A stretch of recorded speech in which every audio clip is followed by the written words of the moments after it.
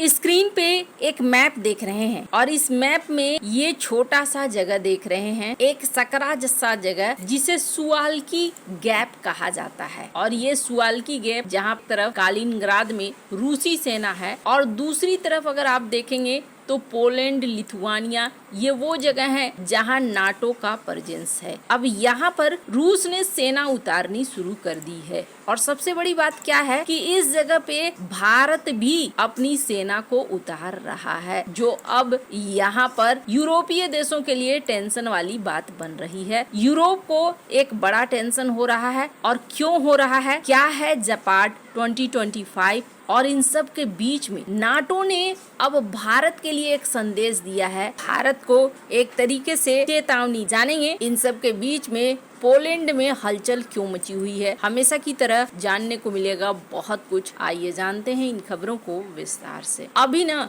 रूस ने कई बड़ी टेंशन यूरोप को देना शुरू कर दिया है और खासकर नाटो देशों को देना शुरू कर दिया है। कमाल की बात आप ये देखेंगे कि नाटो देशों का सुई ना अब इधर उधर घूमना शुरू हो रहा है। इनको खुद समझ में नहीं आ रहा है कि क्या करना है और क्या नहीं करना है। इसका एक बड़ा एग्जाम्पल देखिए। दरअसल पोलैंड में कथित तौर पर कई रूसी ड्रोनों ने हमला कर दिया। अब इन हमले से पहले पोलैंड ने क्या किया, उन ड्रोनों को मार गिराया। इसके बाद एक हलचल मची हुई है। पोलैंड का कहना है भैया नाटो आर्टिकल 4 अब एक्टिवेट करो। यहाँ पर फ्रांस की तरफ से भी एक बयान आया, देख सकते हैं इस ट्वीट में, जिसमें मैक्रोन ये कहते हैं कि भाई रूसी ड्रोन का पोलैंड पर हमला ये गलत बात है। पोलैंड के वायु क्षेत्र में इस तरीके से रूसी ड्रोन गिरे ये बिल्कुल भी स्वीकार्य नहीं है, ऐसा नहीं होना चाहिए। मैं रूस को कहता हूं कि ये सारी चीजें बंद करो और मैं नाटो सेक्रेटरी जनरल मार्क रूटे से बात करूंगा। इस तरीके से हमारे सहयोगियों के सुरक्षा के साथ खिलवाड़ होगा, ये हम बर्दाश्त नहीं करेंगे, ये मैक्रोन का कहना है। वहीं दूसरी तरफ जेलेंस्की ने तो लंबा चौड़ा पोस्ट लिख दिया। बड़े इन्फॉर्मेशन आ रहे हैं, रूस का हमला हो रहा है, रूस पोलिश टेरिटरी में घुस रहा है। अभी तक देखने सुनने को मिला है कि 8 ड्रोन है और अब सबूत भी मिलने लगे हैं इनके मूवमेंट वगैरह के। यूक्रेन पोलैंड को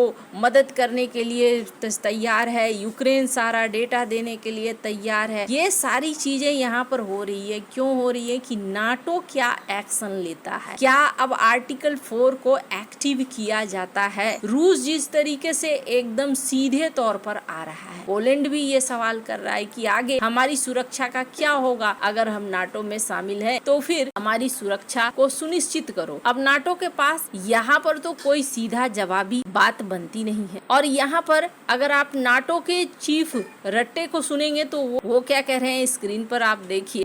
End this war, you have to call Moscow, and if you don't, we will put secondary sanctions on you. That's what the Americans did. He went and he hugged Vladimir Putin. That was his response. Yeah, but I mean, probably you and I, again, if we would be in a position like that, would do the same to at least air some confidence that we are still playing ball, etc. But वो कह रहे हैं ना, नहीं भारत के ऊपर ना जिस तरीके से लगाया गया प्रेशर वो जरूरी था और हम चाहते हैं कि भारत जो है इस पर आगे बढ़े। अगर अमेरिका ने बस यही काम किया है कि रूस के ऊपर दबाव बनाने के लिए प्रतिबंध लगा दिए, तो यहाँ पर जो पत्रकार थी उन्होंने कहा हाँ, लेकिन मोदी चले गए और मोदी जाकर उन्होंने व्लादिमीर पुतिन को गले लगा लिया। तो ये खुद शर्माते हैं और कहते हैं हाँ वो तो दिखलाना होगा ना, हम भी अगर रहते तो ऐसे सिचुएशन में ऐसा ही करते, हम भी दिखलाते कि हम एक ही टीम में है। इनके पास आंसर नहीं है, ये कुछ भी इस वक्त बोल रहे हैं और असल में क्या दिख रहा है ना, दिख ये रहा है कि ये अपनी गलती का बोझ भारत के ऊपर डालना चाहते, कहीं से कहीं बातों को ले जाना चाहते। मार्क रूटे के ये बयान ही नहीं है, सिर्फ यूएस एम्बेसडर भी कुछ ऐसा ही बयान दे रहे हैं। जो यूएस के नाटो एम्बेसडर हैं, स्क्रीन पर आप देख सकते हैं आर्टिकल को, और इनका कहना है कि नहीं, चाइना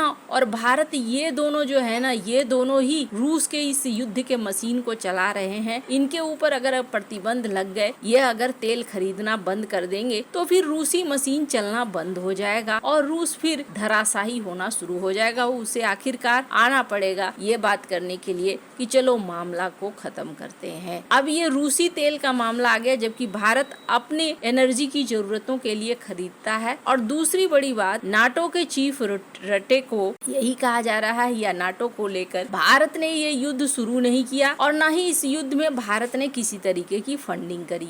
ये युद्ध नाटो और यूरोपीय देशों ने शुरू किया और अब इन्हें अंत भी यूरोपीय देशों को करना होगा। लेकिन रूस यहाँ 4 कदम और आगे बढ़ रहा है और ये कदम ना अब डरा रहा है। जैसा कि मैंने आपको मैप में ये जगह दिखाया और इस जगह में दिखाया कि ये एक छोटा सा सकरा जगह है और इस एक तरफ नाटो है, दूसरी तरफ रूस है। लेकिन रूस ने अभी एक आयोजन का ऐलान किया है, जेपार्ड 2025, और इसको लेकर ना नाटो में टेंशन होना शुरू हो गया है, क्योंकि ये जो इलाका है बेलारूस के पास, इस इलाके में अब रूस ने सेना को उतारना शुरू कर दिया है और रूस यहाँ पर बड़ी संख्या में कथित तौर पर सेना को उतार रहा है। जेपार्ड का मतलब होता है रूसी भाषा में पश्चिम, यानी खास तौर पर ये जो युद्धाभ्यास है, ये युद्धाभ्यास रूस और बेलारूस पश्चिमी देशों को संदेश देने के लिए कोशिश कर रहे हैं और ये काफी गंभीर माना जा रहा है। इसे युद्धाभ्यास के तौर पर नहीं लिया जा रहा है। कारण क्यों है? कारण है कि पहली बार इस युद्धाभ्यास में न्यूक्लियर प्लानिंग को शामिल की गई है। बेलारूस के रक्षा मंत्री ने इस बात को साफ किया है कि इस अभ्यास में रूस का जो सबसे खतरनाक मिसाइल है ओरेस्निक मिसाइल, इस सिस्टम के माध्यम से परमाणु हथियारों की तैनाती का भी परीक्षण होगा।